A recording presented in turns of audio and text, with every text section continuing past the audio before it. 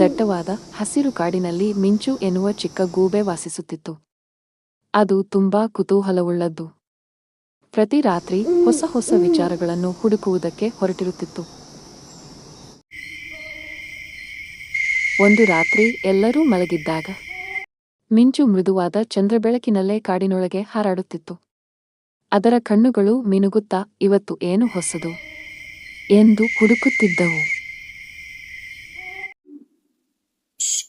ಹಠಾತ್ ದೂರದಲ್ಲಿ ಏನೋ ಮಿನುಗುವ ಬೆಳಕು ಕಂಡಿತು. ಮಿಂಚು ಆಶ್ಚರ್ಯದಿಂದ ನಿಂತು ಕೇಳಿತು, ಅದು ಯಾವ ಬೆಳಕು? ಏನೋ ವಿಚಿತ್ರವಾಗಿ ಕಾಣುತ್ತಿದೆ.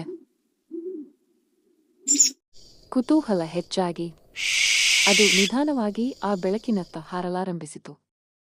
ಸ್ವಲ್ಪ ಭಯ, ಆದರೆ ಅದರಿಗಿಂತ ಹೆಚ್ಚು ಉತ್ಸಾಹ.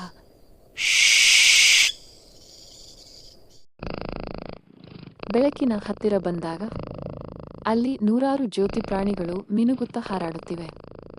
ಮಿಂಚು ಸಂತೋಷದಿಂದ ಹೇಳಿತು, ವಾಹ್, ಇಷ್ಟು ಸುಂದರ ಬೆಳಕು ನಾನು ಎಂದಿಗೂ ನೋಡಿರಲಿಲ್ಲ.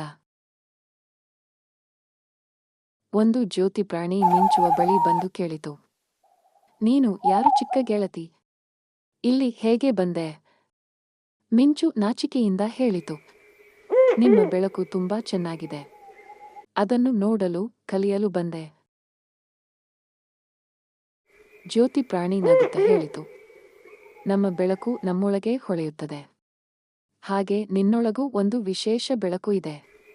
ಅದನ್ನು ನೀನೇ ಕಂಡುಕೊಳ್ಳಬೇಕು. ಅದು ಕೇಳಿದ ಮಿಂಚು ತುಂಬಾ ಸಂತೋಷಪಟ್ಟಿತು. ನಾನು ವಿಶೇಷ, ನನ್ನೊಳಗೂ ಬೆಳಕು ಇದೆ ಎಂದು ಅದು ಅರಿತುಕೊಂಡಿತು. ಹೊಸ ಆತ್ಮವಿಶ್ವಾಸದೊಂದಿಗೆ ಅದ್ಭುತ ಕಾಡಿನ ಮಧ್ಯೆ ಮನೆಗೆ ಹಾರಿತು.